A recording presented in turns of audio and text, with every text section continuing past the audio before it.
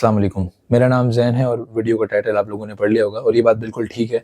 ये आप में से काफ़ियों के लिए शॉकिंग होगी क्योंकि इस कैंसर डायग्नोसिस के और ट्रीटमेंट के हवाले से आप में से अक्सर लोगों को नहीं पता। मैंने खुद नहीं बताया था कि वो एक होता है ना कि यार ये व्यूअरशिप के लिए और वो सिंपैथी गेन करने के लिए वो वीडियो शेयर की जा रही है, लेकिन मैंने इस वजह से नहीं बताया था। लेकिन फिर बाद में ये हुआ कि यार मैं और चीज़ें शेयर कर रहा होता हूँ, अपनी पर्सनल ब्रांडिंग के हवाले से ट्रैवलिंग करता हूँ, वो शेयर कर देता हूँ, कुछ लर्निंग किसी की हो जाए तो अब इससे ये कॉन्सेप्ट जाता है कि यार शायद इसकी ज़िंदगी सही ट्रैक पर चल रही है और सिर्फ हमारी ज़िंदगी में मसले हैं।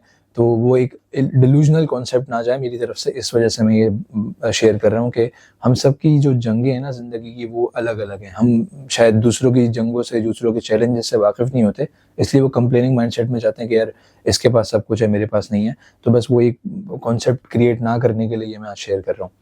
अच्छा, ये डायग्नोस हुआ था पिछले साल नवंबर में, यानी कि आज से कोई 6-7 महीने पहले। मैं दुबई से ट्रैवल करके वापस आया था तो उस वक्त मेरी कमर में दर्द उठा था और वो बढ़ते बढ़ते काफ़ी बढ़ गया था। फिर वो डायग्नोसिस वगैरह हुआ तो पता चला कि भाई ये मामला ऐसे हैं, स्टेज 3B पे डायग्नोस हुआ था। तो उस वक्त मुझे तो नहीं खैर पता था कि ये इसकी डिटेल्स क्या होती हैं, इसमें से कुछ क्यूरेबल टाइप्स भी होते हैं।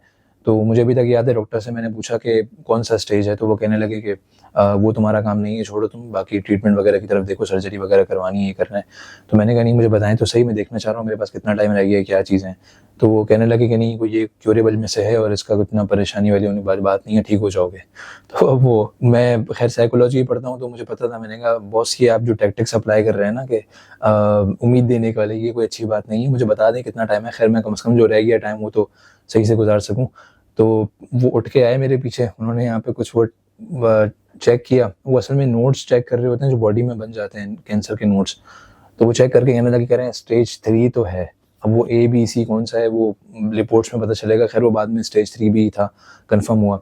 फिर सर्जरी वगैरह हुई मेरी। फिर कैंसर का जो ट्रीटमेंट होता है कीमोथेरेपी का, वो मेरा जो टाइप था वो कीमोथेरेपी से होना था क्योर, तो वो स्टार्ट हुआ। अब कीमोथेरेपी जो है वो असल चैलेंजिंग पार्ट होती है, वो कि वो आपको पूरा ख़त्म कर देती है। वो डिफरेंट टाइप्स में डिफरेंट इंटेंसिटी की होती है। मुझे पे अल्लाह ने बड़ी आसानी करी, मेरा थोड़ा सा आसान वाला था। तो उसमें बस ये है कि आपकी बॉडी के सारे बाल सब गिर जाते हैं। अगर आप मुझे उस वक्त देखते तो पहचान भी ना पाते कि मैं ही हूँ। तो वो हाल कर देती है कीमोथेरेपी। लेकिन असल में वो एक जो पूरा ये प्रोसेस है, इससे सीखने को बहुत कुछ मिला। तो 3 चीज़ें आज मैं शेयर करूँगा जो मैंने सीखी हैं मेरी ज़िंदगी में। मैं ये समझता हूँ कि ये एक ब्लेसिंग थी मेरे लिए। अगर ये ना होता तो वो 3 चीज़ें मैं कभी भी नहीं सीख पाता। पता शायद आपको भी होंगी, लेकिन पता होने में और उसको जानने में बहुत फ़र्क है। मैं उन चीज़ों को अब जान गया हूँ, तो मेरी आगे की ज़िंदगी वो पहले वाली ज़िंदगी कभी भी नहीं हो सकती। ये उसी दिन चेंज हो गई थी जब वो जो सर्जन हैं लियाकत नेशनल में, उनका नाम नहीं लूँगा, वो उठ के आए थे और उन्होंने चेक किया था कि ये स्टेज 3 है। तो उस दिन ज़िंदगी बदल गई थी। उससे पहले वाली ज़िंदगी जो थी मैं उस पर नहीं जा सकता। खैर अल्हम्दुलिल्लाह चीज़ें बेहतर हैं। कीमोथेरेपी कंप्लीट हो गई है, बाल सारे वापस आ गए। मैं खैर एक वीडियो डालूँगा। मैं कीमोथेरेपी के बाद मुझे मलेशिया जाना था, उसके सेशन के लिए क्लाइंट को ट्रेनिंग करवानी थी। तो वहाँ पे जो मैंने वीडियो डाली थी अपनी पर्सनल स्टोरी पे क्लोज फ्रेंड्स में, तो वो शायद मुश्किल से ही कुछ लोग पहचान पाए होंगे, क्योंकि 10 kg का वेट आप लूज़ कर चुके हैं, आपके जिस्म पे कोई एक बाल है नहीं, सर आपका पूरा खाली है, पूरा मुँह आपका खाली है। तो वो बिल्कुल ही बंदा पहचान से बाहर हो जाता है। खैर चीज़ें जो मैंने सीखी वो ये कि पहली चीज़ तो सबसे इम्पोर्टेंट है कि मुझे अंदाज़ा हो गया कि आपके पास टाइम कोई बहुत ज़्यादा नहीं है, क्योंकि मैं यंग हूँ, मैं रेगुलर जिम जाता हूँ। मैं तो ये समझ रहा था कि शायद जिम की वजह से कोई चोक आ गई है, लेकिन वो खैर चीज़ ही बिल्कुल डिफरेंट थी। तो आप कुछ भी करते हैं ना, हम इस नज़र से देखते हैं कि यार ये बंदा अपना ख्याल नहीं रखता, देखना ये बड़ी उम्र तक तो नहीं पहुँच पाएगा। बड़ी उम्र तक पहुँचने का तो आपका अपना भी कोई गारंटी नहीं है। ये चीज़ मुझे बहुत अच्छे से समझ आ गई है, क्योंकि मेरी डाइट सही है, मेरा स्लीपिंग रूटीन सही है। मैं सुबह 8 बजे उठ जाता हूँ, मेरा काम इस तरीके का है। शाम को मैं रात को 12 बजे सो जाता हूँ। तो उसके बावजूद जब कुछ होना होता है कुदरत की तरफ से, जब कोई चीज़ आनी होती है तो उसको कोई वजह नहीं चाहिए होती, वो आ जाती है। टाइम मेरे पास नहीं है। पहले मैं वैसे ही बहुत ज़्यादा स्पीड पे चल रहा था, लेकिन अब जब जिस स्पीड पे अब मैं ऑपरेट करता हूँ इस चीज़ के बाद, तो आप में से शायद ही कोई कोप अप कर सके। जो मेरी एक मूविंग ज़िंदगी में स्पीड है वो बहुत तेज़ हो गई है। अल्लाह ताला मेरी मदद करें, उसमें चीज़ें आसान हो। बहुत तेज़ हो गई है, आप उसको शायद कोप अप नहीं कर पाएंगे। दूसरी चीज़ जो मैंने सीखी है वो ये कि शुक्रगुज़ारी बहुत बड़ी चीज़ है।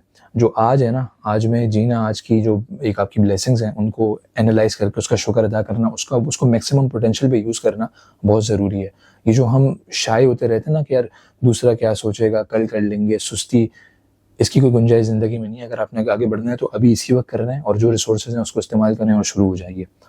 तीसरी चीज़ ये है कि दुनिया की जो एक वो कलरफुल लाइफ और ये चार्म हमें दिखाया जाता है ना, वो उसकी असलियत अब मुझे नज़र आ गई है।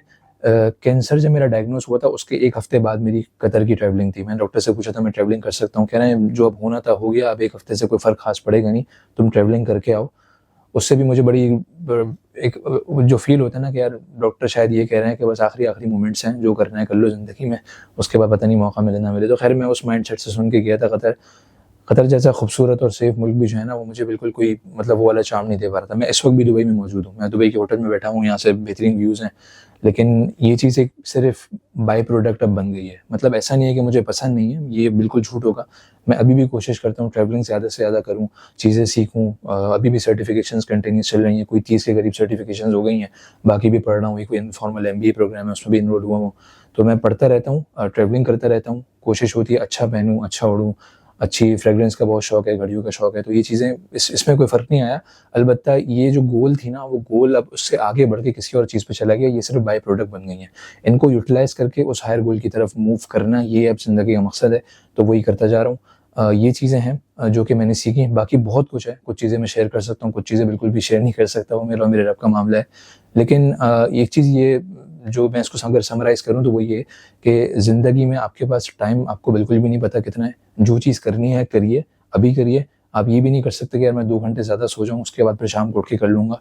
इतना भी टाइम नहीं है आपके पास। और जब ये चीज़ आएगी ना, कोई रिपोर्ट आएगी, कोई डायग्नोसिस आएगा, या पीछे से कोई चलते हुए गाड़ी वाला होगा, आपकी नमाज़ पढ़ा के चला जाएगा, अल्लाह ना करे, लेकिन उस दिन आपको पता चलेगा कि यार शायद बहुत सारे काम कर लिए होते। दूसरी चीज़ ये कि जो रब बैठा हुआ है ना ऊपर, जिसने आपको बनाया है, वो पूरी दुनिया का निज़ाम चला रहा है। और जिस मोड़ से वो मुझे वापस लेके आया है ना, तो अब ज़िंदगी में डर किसी चीज़ से नहीं लगता। ज़्यादा से ज़्यादा क्या होगा, मर ही जाएँगे ना, तो तकरीबन तो अभी भी मर ही गए थे। वापस लेके आ गया अल्लाह ताला, जो लिखी हुई वो आ जाएगी। उससे पहले जिस भी नहज पे जाएँगे, नहीं लिखी हुई तो वापस लेके आ जाएँगे अल्लाह ताला। और अब कनेक्शन भी स्ट्रॉन्ग हुई है काफ़ी ज़्यादा। डर चीज़ों से नहीं लगता, क्योंकि जो अल्टीमेट डर है वो देख के आ गए हैं।